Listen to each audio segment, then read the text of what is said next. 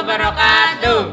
Perkenalkan, nama saya Yuliawan Prasetyo. Perkenalkan, nama saya Winda Melia.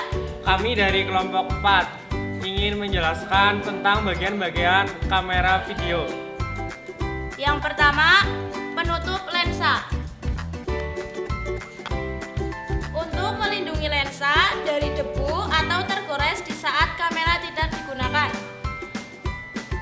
Selanjutnya, layar LCD. Untuk melintang objek yang ditangkap oleh kamera.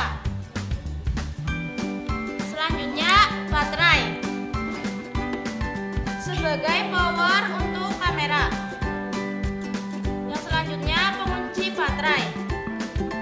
Berfungsi agar baterai tidak jatuh saat kamera digunakan.